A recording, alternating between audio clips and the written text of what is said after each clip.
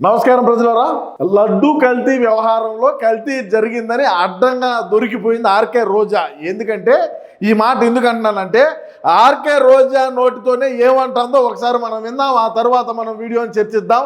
పూర్తిగా చూసి మీ అభిప్రాయం తెలియజేయండి. చెప్పు మా రోజా, నువ్వు చెప్పు. ఇప్పుడు ఆర్కే రోజా నోటితో చెప్తా వినండి.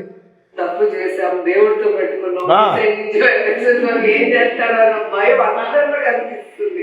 పైకి మింకగా మనం మాట్లాడుతాం తప్ప నేను తప్పు చేసుకుంటూ పోతాను. చూడండి ప్రజలారా, జోగి రమేష్తో మాట్లాడుతూ ఉన్నది.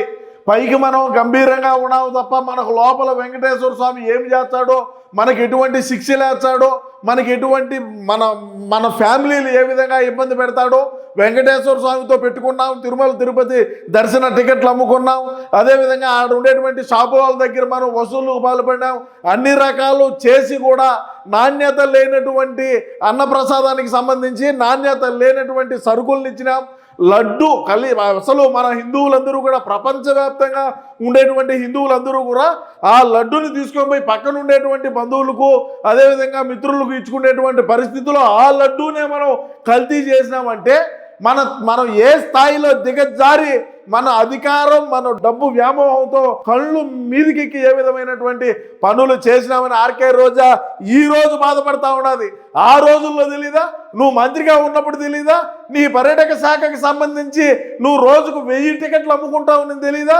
మళ్ళీ VIP బ్రేక్ ప్రోటోకాల్ లెటర్లు ఇస్తా ఉన్నప్పుడు తెలీదా? ఆ రోజు దేవుడు చూచే మన బతుకులు ఏమైతాయని తెలీదా? ఈరోజు ఏ విధంగా మనం బాధపడతా ఉన్నాం. 151 నుంచి 11కు దేనికి పడిపోయినావు? మళ్ళా ఒకసారి ప్రజలారా నేను వినిపించే ప్రయత్నం చేస్తానండి. తప్పు చేశాం, దేవుడితో పెట్టుకున్నాం, ఏం చేస్తాడో అన్న భయం అందరిలో కనిపిస్తుంది. మళ్ళా సిగ్గు లేకుండా నవ్వెట్టొచ్చింది, అందరిలో కనిపిస్తుంది. ఆ భయం అందరిలో కనిపిస్తుందంట. మరి ముందు తెలీదా? అంటే ముందు మీకు ప్రోటోకాళ్ళు, మీకు మీ పాలేరుగాళ్ళు, మీ చెంచాగాళ్ళు, మీ బఫూనుగాళ్ళు అందరూ మీ వెనకలు ఉంటే మీ కళ్ళు వీడికి ఎక్కి మీరు ఏ విధమైనటువంటి వ్యాపారం చేసినారు? కలియుగ దైవమైనటువంటి వెంకటేశ్వర స్వామిని అడ్డం పెట్టుకొని కొండ మీదకి పోయి కిందికి వస్తే 1 లక్ష రూపాయలు 2 లక్షల రూపాయలు జోలో పెట్టుకో రావచ్చని ఒక వ్యాపారం మార్గంగా చేసినారు. వెంకటేశ్వర స్వామిని అడ్డం పెట్టుకొని మీరు గతంలో మీ బతుకులు, మీ చరిత్ర ఎవడికి తెలీదు?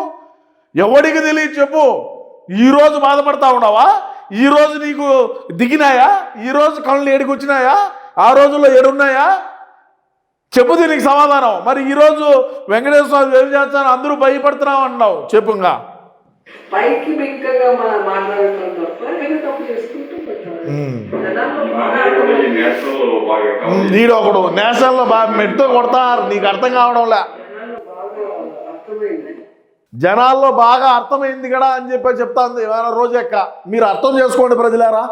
వీళ్ళు అందరికీ తెలిసే జరిగింది ఇది. వైవి సుబ్బారెడ్డి నిన్నేమన్నాడు? నిన్న వైవి సుబ్బారెడ్డి మాట్లాడినాడు, ఈరోజు ఆర్కే రోజా మాట్లాడుతుంది. రేపు జగనన్న కూడా బయటకు వచ్చి అదో ఉండిలో జరిగింది, అదంతా చిల్లర కేసే కదా, ఆ పరకామణిలో జరిగింది చిల్లర కేసే కదా అంటాడు. హిందువుల దేవాలయాల మీద దాడులు జరిగితే దాని గురించి మాట్లాడరు. హిందువుల విగ్రహాలను, హిందువులు ఆరాధ్య దైవంగా కొలిచేటువంటి స్వామివారి విగ్రహాలను కొట్టేస్తే వాటి గురించి మాట్లాడు. అదేవిధంగా అంతర్వేదిలో రథం తగలబడిపోతే దాని గురించి మాట్లాడు. అదేవిధంగా దుర్గగుడిలో ఉండేటువంటి వెండి సింహాలు పోతే దాని గురించి మాట్లాడు. ఈ మొగోడు ఈరోజు వచ్చి హిందువుల్లో, హిందూ సాంప్రదాయాల్లో హైందవుల్ని వాళ్ళ గురించి అందరూ వచ్చి ఈయన ప్రక్షాళన చేసేదానికి పోయి ఎవరు నమ్ముతాడు జగనన్న? ఆర్కే రోజానే చెప్తా ఉన్నది. మనం పైకి గంభీరంగా మాట్లాడుతూ ఉన్నామే తప్ప మనం ఎక్కడి నుంచి ఏ మూల నుంచి ఏమి జరుగుతుంది అనేది మనకు భయంగా ఉన్నది. పైకి గంభీరంగా మాట్లాడుతూ ఉన్నాం అని చెప్తాను ఆమె. నీకు బతుక్కి ఏమా ఆర్కే రోజా? తిరుమల తిరుపతి దేవస్థానానికి సంబంధించినటువంటి ఉద్యోగులు ఎవరైతే ఉంటారో, రిటైర్డ్ అయినటువంటి ఉద్యోగులకు ఇచ్చేటువంటి ఇళ్ల స్థలాలలో నువ్వు ఏ విధంగా తిన్నావమ్మా? నీ గుండెల మీద చేసుకొని చెప్పు, ఇది వాస్తవా కాదా అని. నువ్వు ఏ విధంగా టోల్గేట్ దగ్గర ఉండేటువంటి పక్కన ఉండేటువంటి దగ్గర వెళ్చి అది నువ్వు రైతుల దగ్గర ఎంతో కొన్నావు, దాన్ని తిరుమల తిరుపతి దేవస్థానానికి సంబంధించినటువంటి బోర్డు మీటింగుల్లో పెట్టి వాటిని ఎన్ని లక్షల రూపాయలకు నువ్వు జీవోలు పాస్ చేసుకొని రైతులకు ఎంత ఇచ్చినావు, నీ అకౌంట్లోకి ఎంత పోయిందో చెప్పు నువ్వు. ఇదంతా పాపం సొమ్మే కదా? ఇది పాప పనులా కాదా? ఇది దేవుడి సొమ్ము తినడమా కాదా? మరి దేవుడు ఊరికేనే ఉంటాడా? అందులోనూ వెంకటేశ్వర స్వామి 2 కోళ్ళు అన్నా వాళ్ళు ఎట్టపోయినారో తెలీదు.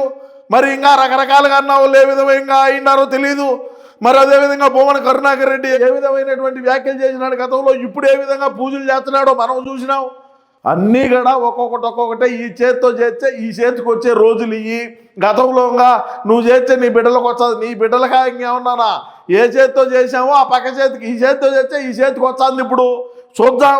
ఈ రోజుటికైనా సరే నువ్వు భయపడినావు, మరి దేవుడితో పెట్టుకుంటే మనం ఊరికే భయంకరంగా గంభీరంగా మాట్లాడుతున్నామే తప్ప ప్రతి ఒక్కరికి స్వామి ఏ మూల నుంచి ఏమి చేస్తాడనే భయం అయితే ఉండదు కదా. అంత భయం ఉండేదానివైతే అధికారంలో ఉన్నప్పుడు అధికార అహంకారంతో అటువంటి పనులు చేయకుండా ఉంటే ఈరోజు నీకు బతుకు వచ్చేది కాదు, మన జగనన్నకు ఈ విధమైనటువంటి భవిష్యత్తు వచ్చేది కాదు. బాగానే బతుకుండని కూడా ఈ సందర్భంగా నేను తెలియజేసుకుంటూ, ఏది ఏమైనప్పటికీ ప్రజలారా ఆర్కే రోజా చేసినటువంటి వ్యాఖ్యలపైన మీ అమూల్యమైన అభిప్రాయాన్ని తప్పకుండా కామెంట్ రూపంలో అయితే తెలియజేయండి. నమస్కారం.